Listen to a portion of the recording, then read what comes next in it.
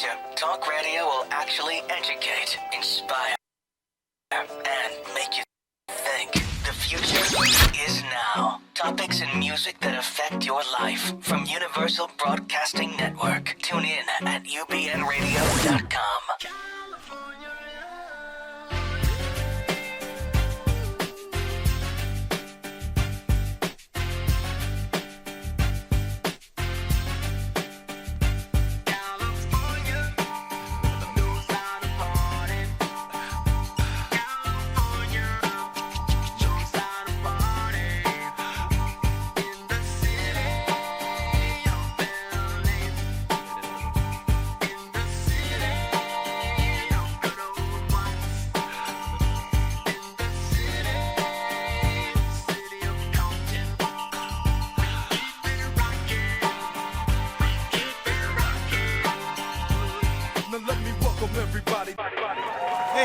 Welcome back to the Larry Exorcist Show. Guess who's in the mirror? Me, that's me. Okay, I'm looking at myself. Actually, the way Tony has the camera set up today, I'm actually looking at myself, and that's throwing me off because I don't necessarily like looking at myself, but hey, I take it. I've been doing it for a few years now, you know, Little Larry. I called myself a Little Larry a few minutes ago, and people laughed at me. But anyway, you know what? This is going to be a fun show. And one of the reasons I believe it's going to be a fun show because the energy of these young people when they came in kind of just set the stage for things. And I don't say that lightly, you know. Hey, you guys, you know, I'm honest with you. If it ain't right, old Yates will tell you, at least from my point of view. But anyway, real quick, look like you're going to have Donald Trump as the front runner in the presidential race for the Republican. Hey, I love it. Okay, maybe Ted Cruz, maybe Jeb Bush, Chris Christie fell out of the race. I guess that bridge kind of got to him. The bridge, oh my God, they bottlenecked the traffic on his electoral bridge. I like that. You know what I mean? I kind of like that. But in a way, and then Bernie Sanders came through. And okay, now my good friends out here, I will say this again. You know, I'm a Hillary fan for lots of reasons. I truly believe that there's certain things that a president can and can't do, and with all of the promises and stuff that is out there, and that some things voting realistically for me personally, and not voting necessarily my heart or voting emotions, but sitting down and doing the math, people. Do the math. Regardless of who you decide to vote for, do the math. What are the realistic possibilities of them being able to fulfill the promise that you're voting for? If they can fulfill the promise that you're voting for, you feel strongly about them filling the promise that you're voting for, then by all means do that. But do the math, not the emotion. That doesn't get us anywhere. And I know there's a big battle out there with like, well, black people, Bernie won't get the black vote. That's very possible. Then there's the young whites saying, well, Hillary won't get the young white votes. I think instead of us telling each other who to vote for, I think one of the balancing acts that we can do here, math is a very good way to approach pretty much anything in existence. Just do the math on the possibilities of their promises being fulfilled. And I will say this to my African-American group. If Bernie Sanders get the front-runner nominee, whatever that is, I would be peeling rubber and knocking on doors and doing as much as I can for Bernie Sanders. Whichever on the side of the Democrat get the nominee, I think we should pull together and get behind them. Those of us that are liberal and those of us that are Democrats. If you're Republican, you know you're going to do what your party, you're going to look out for the best interests of your party. And I just think we should just try to vote a little bit smarter. But talk about Bernie Sanders, for instance, with this new revolution. And he's talking about revolution in politics. This is a new revolution of movement in the nation. And we have some young people here today that is called Mama Revolution. Am I right? We're called Emma's Revolution. Emma. You guys know I mess up things now. And I told them, I said, Larry will butcher the name. They don't know this, but guys, you know this. I'm from Mississippi. I can mess up names, but as once again as we're from Emma's Revolution. Emma's Revolution. We're named for Emma Goldman. Tell us about that.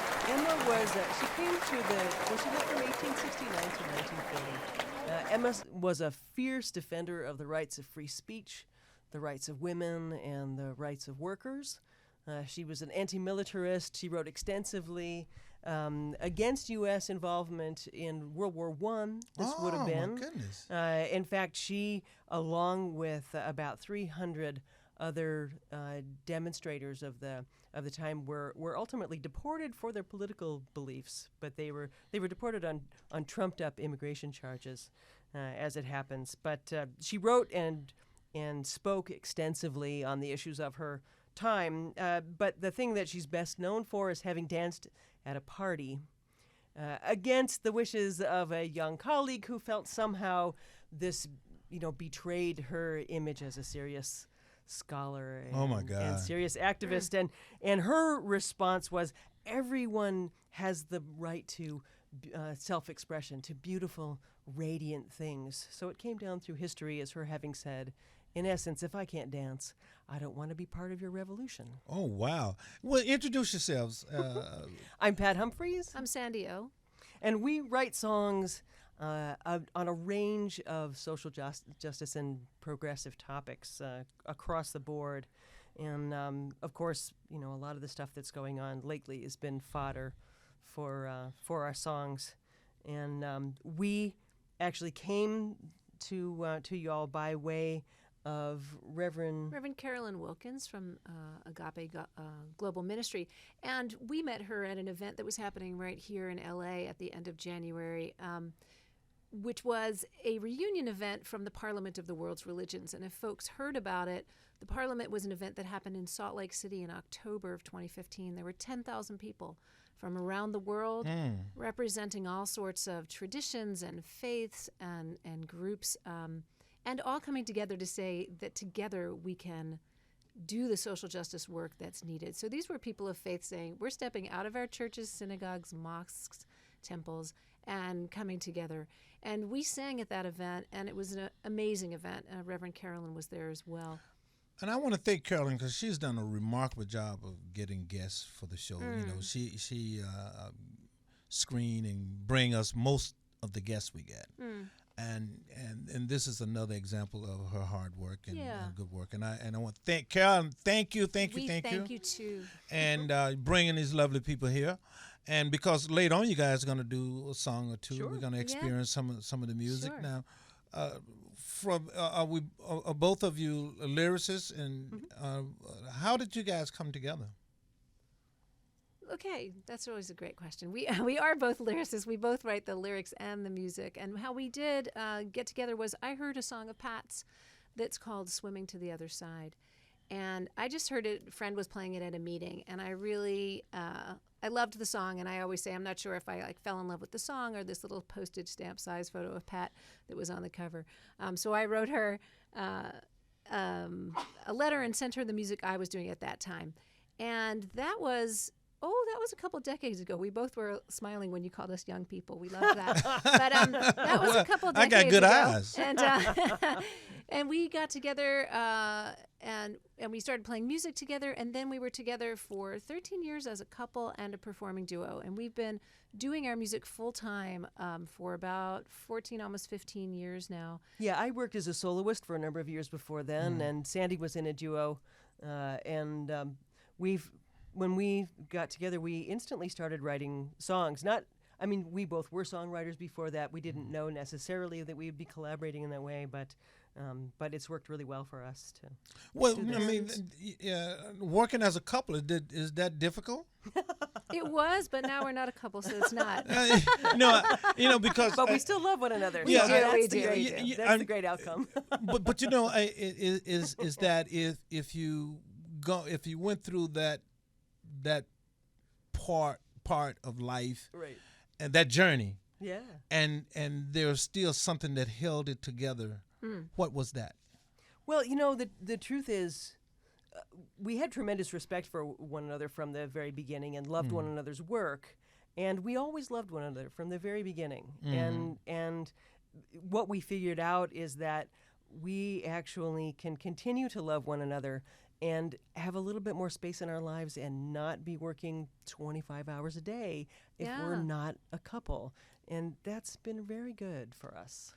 I think one of the things that over the years, in this short time I've been on Earth here, Young I've men. actually been in a relationship or two, and it's really tough to because when you're a couple, one person mind is just zooming like crazy, and the other one is not quite zooming today, but doesn't stop the other person from zooming, and then it's tough to work together as a couple. Well, I think it's I think it's both. I mean, and I think we've always been very open and out about our relationship, because a part of the time during which we were singing together was when all of the work was being done for marriage equality. And we were very out singing around the country for marriage equality. And I think one of the best things about the experience that we've had is that we get to be testimony to the fact that you can uncouple and still love each other and move forward in your lives in a very, very positive way. And I think that's important. We really don't have good role models for marriage, A, for divorce, B, for change, C, right? So we're doing a good Tell me a little model for bit that. what does that mean? Tell me a little bit what does that mean? Which part? Yeah, that you don't have good examples for marriage. I mean, I and- think what we see, you usually see contention around. There's so much stereotyping about what it means to be married. There's so much joking and judgment about what it means to be married, and then there's so much stereotyping and contention around deciding to not be a couple. And I think there's been a lot of really high-profile couples using the word uncouple, for instance, instead of using the word divorce. Oh, on you're purpose. talking about the gay and lesbian community? No, I'm talking Or about just like, in general? I think it No, was right. in general. Coldplay, Chris Martin, and gosh, her name is just going right out of my mind. But the woman he was married to, and they've uncoupled, and they chose that word on purpose. So I think actually it's part of this sort of evolution of relationship, and how we can get rid of the power differentials that are problematic, which we've always been working on. As women, we've been working on it as feminists, and also as men who want to not, the component of changing what it means to be a man, so that you can be the person who is cared for in a relationship, so that it's mutual, so that men have a chance to have the expression of emotion and also not just the monetary responsibility. So there's a lot of changes to relationships that I think are really way out in front, which is kind of why we're open about where we're at. I think this is a learning moment for myself.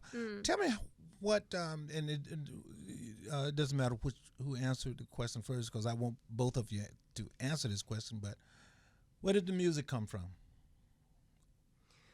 Well, I think it came from different places for each of us. For me, I have a bunch of older sisters. I'm one of 6 sisters, and my 4 older sisters and my father. Actually, I remember some of my earliest memories of them singing to me. So I was always surrounded by music growing up. But then I also grew up 35 miles from Kent State University, and I was always really drawn to the news. I'm still kind of a news junkie. So even as a young kid, I would be sitting in front of the television watching the news after school, and one day after school I'm watching the news and I see the university that my sisters went to school at. I see them in chaos. I see National Guard pointing rifles with bayonets at unarmed students. And I think that really planted the seed for me to start. It was kind of my political awakening. And I was 10 years old when that happened. And I didn't really start. I ended up going to school at Kent State when it was time for me to go to college. It was the local state university where I lived. And as I started writing songs after I left college, the songs that came out were songs about social justice. So, that was really kind of the spark for me. And I should say also that hearing Neil Young's song, "For Dead in Ohio," just punctuated the outrage and the emotion of those what was the name events. of this song? "For Dead in Ohio," tin soldiers and Nixon coming, we're finally on our own. This summer I hear the drumming, for dead in Ohio. It became sort of an iconic song. Hey, give us some claps over there. Yeah. That traveled around the world and really made people aware that these 4 students were just killed on a college campus in middle-class white, heartland of this country. And after all of the imagery that we saw of the civil rights struggle and all of the demonstrations that were happening against the Vietnam War, as soon as white legislators started seeing white kids get killed, there started to be some questions about whether they should be supporting that war in Vietnam. And even as a kid, I think while I couldn't have articulated it, I think I felt some of that shift going on, and the power of music to help drive that shift. That is an incredible story journey from so long, from that age group. And what about yourself? So I came from a musical family. We all sang and we all played instruments, and we would just make up songs about everything. And it's funny that you mentioned the "For Dead in Ohio" song, because that actually was important to me. I wasn't, what was that, 1970, so I was 4, so I was not aware of it at that point. But later on in school, I remember like in 5th grade, I had to write this paper about some kind of current event, and I wrote about the Kent State killings because of that song. I knew about the history because of that song. And later on, when I started writing songs myself, I used to play early music, Renaissance music, and the message of those songs from 600 years ago was not something I could get behind. So when I was in college, I started writing songs, and I really felt drawn to writing songs that were about things that mattered in the world, and not just about my own personal experience in the world, but about women's rights and about workers' rights. And that's kind of where I started, just knowing how much the songs can, as Pat kind of alluded to too, can really transmit the information and bring people together in a way that was so powerful, my experience of it as well. If one would ask question, what do you want your songs to do? What do you want your music to do for people, the world? I think we've been actually quite lucky in some ways, and I can speak about these songs because these are songs that Pat wrote that have already traveled around the world, and the song that brought us here too today, one that we collaborated on.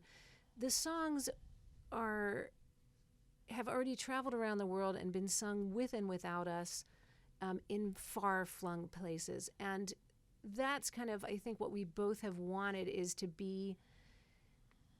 create tools, songs as tools. Yeah, but what that's do you exactly want? what I was going to say. But because I get the distribution, but what do you want the music to do? I think, what we want as progressive people is to help, as progressive artists, is to help provide more tools for people to get across information that needs to be disseminated, but also to empower people to feel their part in the movement, to feel how much what they do matters in the world, and to get them engaged in connecting with these issues and connecting with these movements and seeing what they can do just from where they are. Not everybody is going to be traveling around the country or around the world working on these things, but each one of us, either does something actively to make change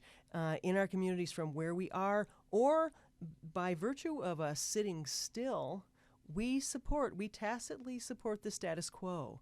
And there's a whole lot of people out there, that are being ignited in this, in this campaign year around Bernie Sanders. However you may feel about that campaign, I think it's really, really one of the things that's really positive and really interesting is that a lot of folks are coming forward who've not been involved in the process before, or are just beginning because of their age to come into voting age, and considering, wow, there are people that in their view represent what they want to see happen in the world, and I think that's incredibly powerful, and that's what we want to see people feel as a result of the songs that we've written. And I think the word "feel" is important too, because there's we can get a lot of information from talking and hearing people speak, but there's something about the way the arts ignite and inspire your whole physical being. So if there's music, you can dance. If there's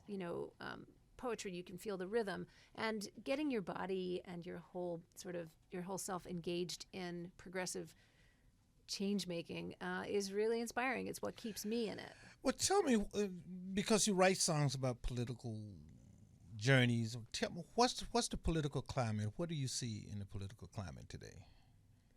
There's a lot to be seen. I think what Pat's saying about people Just being pick ignited, one or two that you would. I would say that I think that's what's most exciting right now, is that a whole bunch of people, young and old alike, are inspired. So we've been seeing people post things on their Facebook page saying, I haven't felt this optimistic since the 60s, but I'm going to vote for Bernie. You know what I mean? So we're seeing an age range on that, and I think the inspiration around that I find exciting. I think one of the most exciting things that's going on right now is the Black Lives Matter movement, frankly. I think that voices that we have not heard from, that there's never been room for whatever reasons. And we know all the reasons. We know a lot of the reasons. The racist reasons, the economic reasons, all of that. Those folks have not had a voice. And that group of young folks that started this in Ferguson, and in response, actually, to Trayvon Martin's killing, Yes, even. it was. I think their voices, those young voices in the world, young Black voices in the world, have been incredibly potent and have really spun people around. It has shifted to start consciousness. looking at this stuff. It has shifted consciousness in the country. Yeah. And one of the things that myself and won't call his name was talking off the air a few minutes ago was about this election, and one of the things that really worries me, I won't use the word worry. One of the concerns that I have in this election is that I don't think we can afford to have a president that's going to have to appoint some Supreme Court justices over the next 8 years. And because there's going to be at least 3 Supreme Court justices that's going to come up. Right. And whether it's gay and lesbian rights, voting rights, corporations of people too, kind of Citizen United. Right. If we get the wrong Supreme Justice in there, this country is really in a lot of trouble. Absolutely. Really in a lot of trouble. Absolutely. Yeah, Totally absolutely. agree. And I think that is why your call to action to people at the top of the show was great, saying no matter what, if it's not your candidate on the Democratic side, you're saying you're going to be out there because, pushing for this person because we know what the Republicans stand for. And then, add to that list water. When we think about Flint, Flint is not the only city now that we're finally seeing with what inadequate structure they have. And then also just literally access to water, unbelievable. And looking, I want to do a show on that again one day, hopefully soon. But in Appalachia, The mountaintop there was removal thing, cutting the top of the hills in it's the coal insane. mine and Yeah, just absolutely. contaminating the water. Yeah, no, it's And nuts. the in-house air. chicken farms and stuff, where all of the filth run off into the rivers in that areas. And these are not in Black communities necessarily. These are in poor whites. That's right. And I think what we are finding out in this country is that for so long it has been ignored by certain groups. But what we're finding out in this country, that if you are poor, it doesn't matter whether you're black, white, green, or yellow. The elements of big corporate America does not care. That's right. They really don't care. And a lot of people don't realize that one of the things that started the racism in America after the turn of the century was not that the average poor white didn't want to work with Black people. That's not how it came about. The Jim Crow laws and stuff. Right. That's not how that came about. No. That came about when white wanted high wages, And when they would go to the factories all in the South, and then the boss people all in the South, what the boss men and the management would tell them is that if you don't want the job, we'll give it to black people and they'll work for less. It was a So divide don't and come in here conquer strategy. complaining. It was a total divide and conquer. It was a total strategy. divide and Yeah. conquer. And then what they did was they came up with this idea. Well, what we can do is we will scare the whites that the blacks going to take the job, and let's make them feel a little bit better. Well, how are you going to do that? Yeah. White restroom, white water fountain, and you know the rest. Well, that's how some of this racism came about. It was about economics. Oh, absolutely. From the powers, Yeah. from the powers that be down. And so now we're caught into this, and music is one of the ways that we can raise the consciousness of people and the spirits come together. The of spirit, the people, spirit. you know, Thank because you, it's thank you. it's such an important piece of it. You know, if people are humiliated at every step, and if they're redlined out of, you know, being able to move into a neighborhood they want to move into, or in any of those things, you know, over time people's spirits get crushed. This is true. And art is one of the things that keeps those spirits alive. You talked a few minutes ago about a song, Mm-hmm. and tell me about this song. I didn't get the name of it. Yeah, I think maybe actually we ought to start with this one. You know, today we just got the news that the Justice Department is suing the city of Ferguson. Yes. You know, which is astounding, and that is a testament to the Black Lives Matter movement. There's so much power in that. We so appreciate that. So actually, this song we wrote right when Darren Wilson, when they failed to hold Darren Wilson responsible for Michael Brown's murder, and that I was so struck by the way that the media covered this issue and successive issues, of course, of police brutality around the country, and how different their coverage is, of course, when white people are involved in these things, are the you know, on the victim end of these things. So this is called Ferguson. This will be on our next CD that we'll be working on very soon here. So.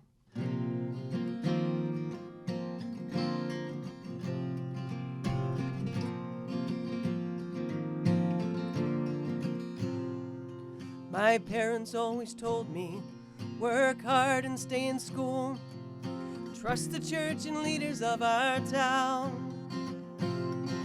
But now that I am older, the violence that I see, the trust I had is slowly breaking down. There's a fire in Ferguson tonight. It's not the kind of fire you see. Burns in everyone who seeks justice, truth, and dignity.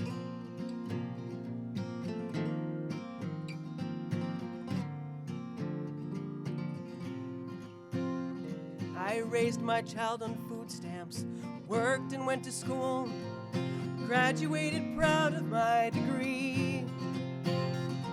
In the news, another killing, a young black life cut short. Police have turned their guns on you and me. There's a fire in Ferguson tonight. It's not the kind of fire you see. Burns in everyone who seeks justice, truth, and dignity.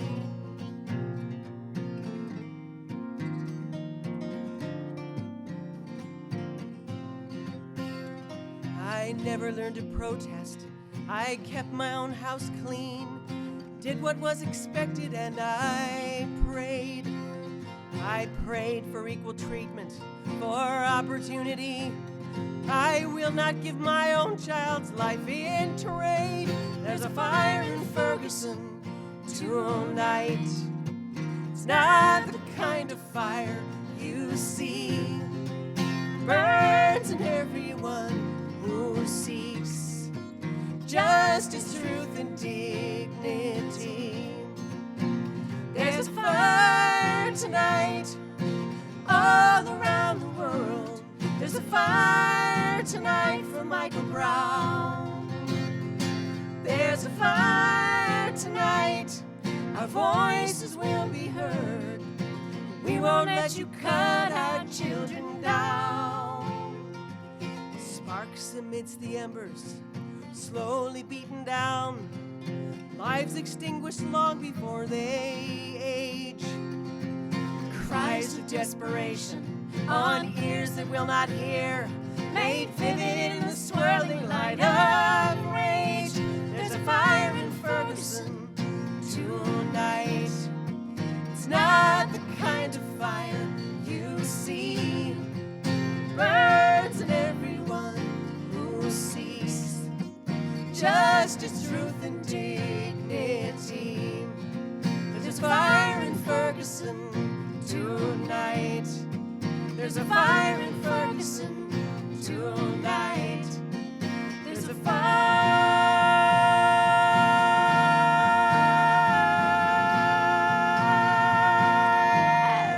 tonight.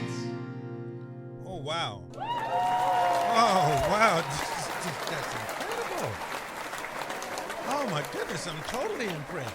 Totally impressed. Thank you so much. It's a fire in Ferguson. Okay, who came up with that title now? That's powerful. I did. And you know, for those of you that are not writers or producers or just enjoy music, when I asked her who came up with that title, you know, in the music industry, those of us in the business, we know the importance of hooks in the titles, though, and we fight over a good title, man. We go, yeah, it's like, oh no, that's my hook, that's my title, that's my hook, and very, very, very touching, very. See, I told you that you're gonna love this, and the energy of these young people. And I wasn't kidding. I said young people. I'm not taking it back. These are not eyeglasses. These are eye shields. Thank you. So I got good eyes. But really, thank you so much. Thank you so much. Thank you. Tell me about that song. Well, I got a call from a friend in I was living in Massachusetts at the time, and I got a call from a friend who was a Unitarian Universalist minister, and telling me how heartbroken and outraged she was over Darren Wilson's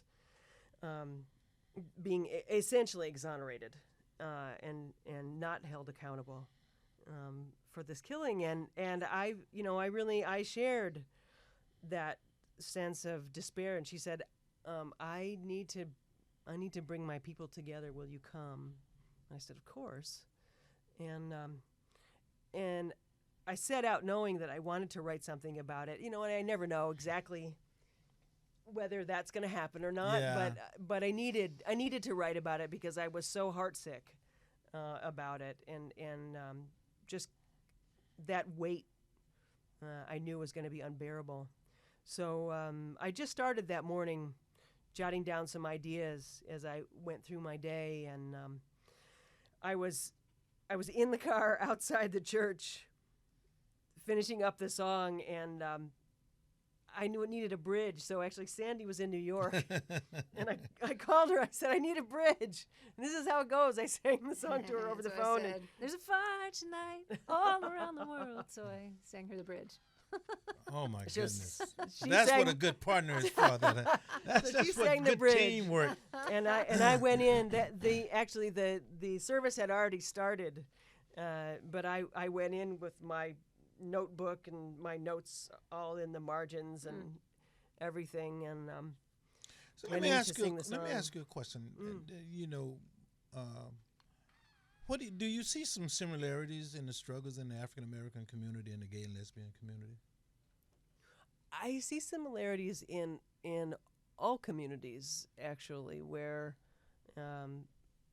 people struggle, and that's a lot of the work that we do, is to help people understand that some of these differences are important, beautiful cultural differences to celebrate, and some of these differences are superficial and not important, and they're I think that people care about things being right. We know the difference between right and wrong. We're born with the difference, understanding the difference between right and wrong, and that when LGBT people are struggling because they are kept out of institutions like being able to get jobs or being able to live in certain places or having their relationships acknowledged, but more importantly actually their safety threatened. There is no difference really on that level. Is there still a great need to safety concern? survive. Is there still a great safety concern among the gay and lesbian community? It really depends on where you are, because there is no. Well, all of it depends on where you are. Exactly. But the truth is there is no one gay lesbian community. That's the thing, and there are still queers getting beat up in cities. There's still trans people that That's are sort of the new being frontier. killed and threatened in rural communities. It depends, and on the level depends on where you are. Well, the reason I asked the question because a lot of times, I'm an African-American male, so we are tagged as being the most homophobe of all the homophobes out there. So that's just a reality of the tag there. Right. Whether it's true or not, it has some truth to it, but there's a history that has not been told about that. Sure. But me as an African-American male, trying to understand more and more and more about the gay and lesbian communities, because I put it out there. I mean, I'm just learning. I'm trying to, so that I can use my mic to support both parties. I mean, both ends of the spectrum, from the African American to the gay and lesbian to the poor white, the poor blacks, and the more information that I get, the more I can, the more I can support and help. It's interesting because I certainly walk around as a member of the LGBT community, but I walk around as much in the skin of a woman. I walk around as much, with a mixed blood Native heritage. I walk around as an artist struggling to make a living as an independent business owner. I walk around in a lot of different identities, and people see me one way or another. I walk around as an androgynous person, and there's a certain set of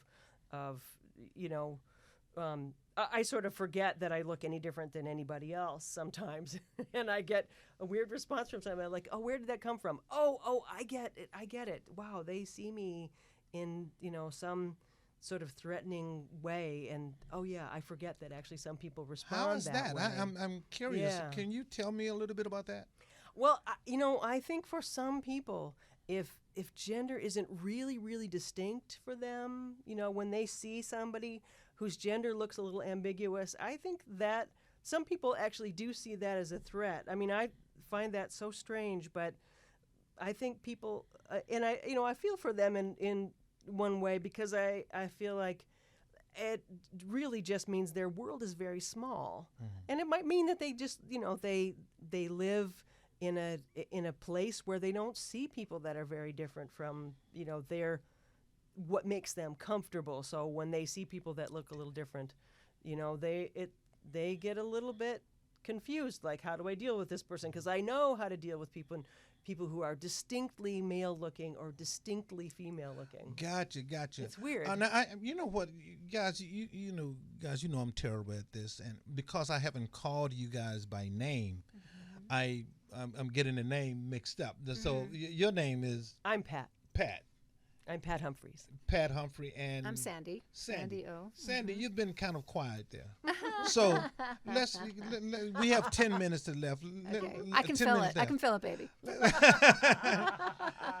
Talk about your journey in this coming to this music thing, and if you choose to speak about the gay and lesbian community, I would love to hear any information. Sure. So my journey into being an activist musician, really, I started with women's issues. So I was in college in the 80s when there was a lot of attack on women's reproductive rights, abortion rights, and we still have that going on. And that's kind of what I started doing. And I was in a duo with a college friend of mine, and we started writing. We wrote both songs, personal and political songs, and it ends up that I'm also very much a utilitarianism. Ist, right? So, and I really like when Tell us what that is. What Tell I like what when that things is. are useful. So it was like one thing to put on a concert, and I loved that. But at one point in time, I went over to live in London, and I got involved with a group called the International Wages for Housework campaign, and that group is they work at the UN, they work grassroots, they're amazing, and what they work on is the concept that women are doing a whole bunch of unpaid work that doesn't get recognized by all the economic indicators, and yet women are poor. It's because not being paid for this work, right? So that really resonated for me as a having been a girl, and how much work is expected of girls to do in the home or whatever.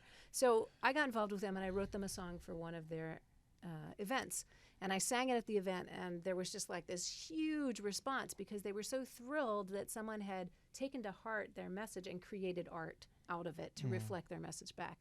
So I loved the usefulness of that song. That's the utilitarianism sort of thing. Like, I liked that my song not only made people sing along or it was pleasing to listen to or whatever, but it fueled their work. So that's kind of how I started. You know, I'm going to get around to something here, but Sure. it's one of the things in the struggles in the African-American community in this nation. One of the problems is that black people are growing so fast now. And so the media don't pick up on it. They won't do that. But there are powers that be that see the community growing. And one of the things that happens that they will not talk about is that more and more young blacks vote. More and more young blacks are becoming very, very wealthy. These kids are becoming very wealthy, whether it's entertainment, whether it's sports, so whether it's software, technology. They're doing. It's an unbelievable growth that is going on in the African American community. When you go to the poor communities and black communities, they're like a dime that's sitting in the middle of a beach. It's a small area of what they call ghetto. But that's not representing most of us. The media would take that and represent most of us. Right. But our Right, fight is to make sure that they're respected and taken care of. Right. But what happened? One of the things that happened is that the studies are showing that with Barack Obama becoming president, the emotional or that glass ceiling was cracked open. Having said that, that's one of the reason that I think I want Hillary to get there, because what we sometimes forget is that we're not looking for short-term cures. We're looking for generations and generations. So what we do now we won't necessarily enjoy the fruits of our labor. Right. But it's for generations down the road. I hear you. And so for generations down the road, generations of women, young girls seeing that ceiling broken. I just want that ceiling crashed, I hear thrown you. away with. And I think it's that image because our young girls, I'm a father, and young girls seeing that limitation on them, where women are still struggling.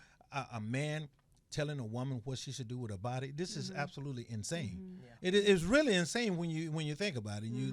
And so my whole show, you'll see how I end my show every week, is really based upon empowerment of women. When I first started my entrepreneurial businesses, it was always about empowering women, and I just think that consciousness, you're seeing a shift in the nation now, and a shift in the consciousness, and I just thank you guys so much. Yeah, totally. And I just want to reflect back that when we were in D.C. when we lived in D.C. when Obama was elected, and just literally how people looked at each other was a beautiful change thing. And so I agree with you that kind of change is necessary with regard to women. I don't know if it's going to be hooked with Hillary, but No, that was just my own one reason. I like Bernie Sanders, and I'll tell you real quickly.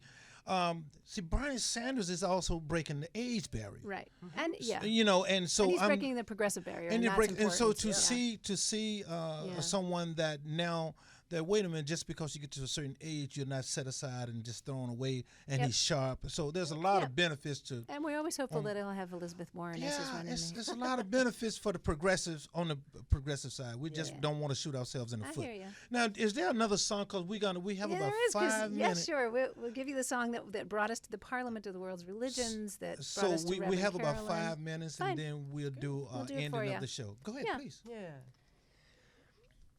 Yeah. This song actually went to the front in Afghanistan, and a young military chaplain used this because he started seeing that among the troops, and he's a young progressive guy, actually. I have a lot of respect for him putting himself in that place.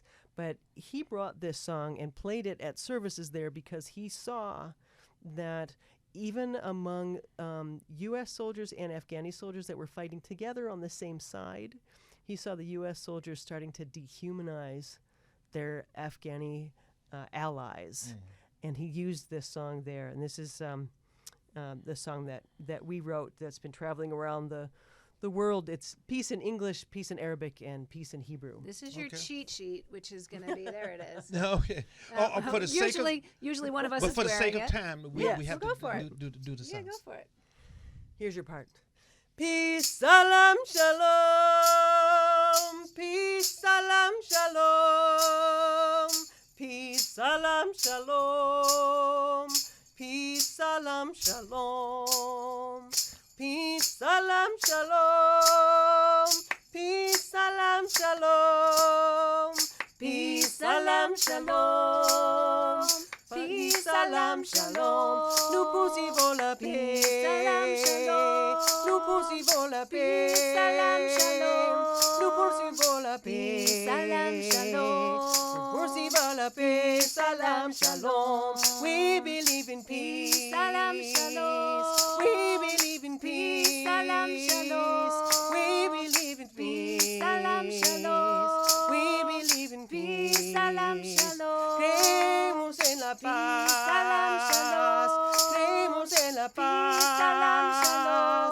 Creemos en la paz. Salam, shalom. Creemos en la paz. Salam, shalom. We will work for peace. Salam, shalom. We will work for peace. Salam, shalom. We will work for peace. Salam, shalom. We will work for peace. Salam, shalom. Obramos por la paz. Salam, shalom. Obramos por la Salam, paz. shalom. Peace. Obramos por la paz. Salam, shalom. Obramos por la paz. Salam, shalom. Nous vivons de la paix. Salam, shalom. Nous vivons de la Salam, paix. Nous vivons de la paix. Salam, shalom. Nous vivons de la paix. Salam, shalom. We can live in peace. Salam, shalom. Peace, salam, shalom.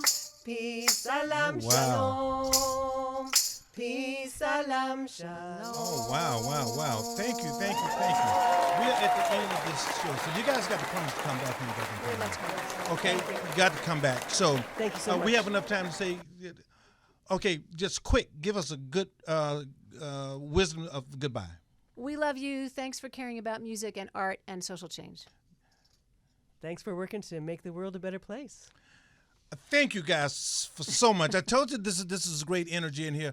Remember the mountain that you climb to get to the summit of the I am. Peace will be there waiting. Remember, a nation can rise no higher than it elevates its woman. This is Larry Yates. Boom. See you next week.